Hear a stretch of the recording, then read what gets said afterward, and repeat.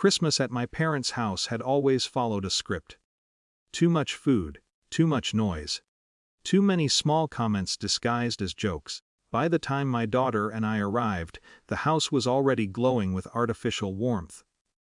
Lights draped across the windows, the smell of roasted meat and cinnamon, familiar, rehearsed cheer.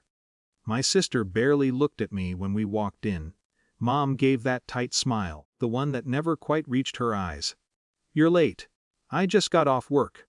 A pause. A glance. The subtle calculation of whether exhaustion counted as a valid excuse. My daughter slipped past me, drawn toward the tree, her excitement blissfully untouched by adult undercurrents. Watching her always produced that strange dual sensation. Joy mixed with the quiet dread of knowing she would eventually notice things.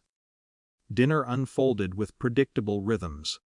Conversation flowing around me rather than with me. My contributions acknowledged politely, then abandoned. My sister dominating the table with stories that grew slightly more pointed each year.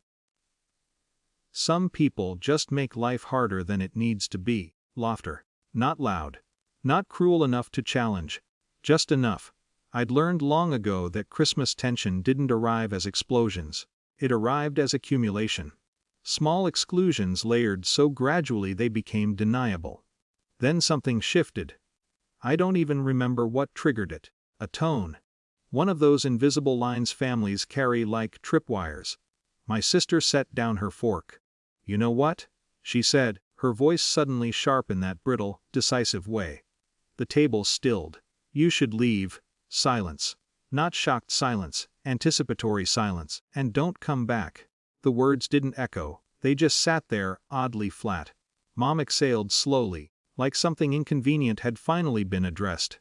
"Christmas is so much better without you." There it was. Not irritation. Not anger. Erasure. My daughter looked up confused, her small face scanning the room for cues. Children always sense emotional weather faster than adults admit. I waited for the familiar reflex. Apologize. De-escalate. Absorb. Instead, something inside me simply stopped. Not dramatic, just clarity. Years of negotiating for space, for tolerance, for the fragile privilege of belonging suddenly felt visible from the outside. I pushed my chair back slowly. No shaking hands. No raised voice. My daughter slid off her chair instinctively and moved closer to me. "Okay," I said. That alone seemed to unsettle them. No resistance disrupts expectation. We walked toward the hallway. Coats, shoes. The quiet choreography of departure. Halfway to the door I turned. Not angry. Not emotional. Just certain. "Then you won't mind me doing this." 3 faces. Blank. My sister frowned. "Doing what?" I pulled out my phone. Again, no theatrics. Just motion. For years, I had been the family's invisible infrastructure. The one who handled things no one else wanted to understand. The one whose boring job happened to intersect with paperwork, systems, deadlines, responsibilities mistaken for favors. I tapped twice. Sent one short message. Nothing dramatic happened immediately. Which was precisely the point. We stepped outside into cold night air. My daughter's hand tightened around mine.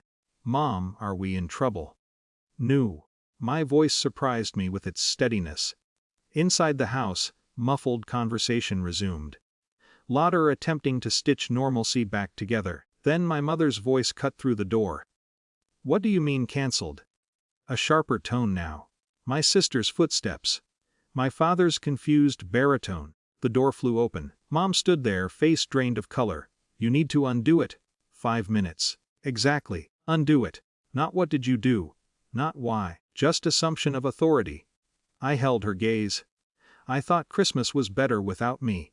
This isn't funny. I'm not joking." Behind her, my sister hovered, eyes wide with something close to panic. My father gripped the edge of the counter, visibly unsettled. Years of certainty collapsing into one uncomfortable truth. Dependency doesn't always look like weakness.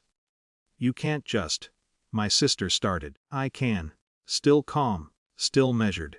Because rage would have handed them emotional control again. "You used my name," I said quietly. "My credentials. My responsibility." No one argued. Because we had crossed from family dynamics into institutional reality, that unmistakable boundary where feelings lose jurisdiction. Please, my mother whispered. The word felt unfamiliar in her mouth. Not apology. Need. My daughter shifted beside me, sensing the tension without understanding the mechanics. And there it was. The moment everyone imagines as triumph, but it didn't feel like victory. It felt like grief wearing the shape of vindication. I walked back inside. Reversed the request. Minimal effort, massive shift. No one celebrated. No one spoke. The room felt altered, like a structure whose foundation had been quietly exposed. We left shortly after. No reconciliation. No dramatic confrontation. Just a silence heavier than any argument. Driving home, my daughter fell asleep quickly, emotionally exhausted in that way only children can be. I didn't feel powerful. I felt finished. Some forms of belonging, once stripped of illusion, are impossible to return to.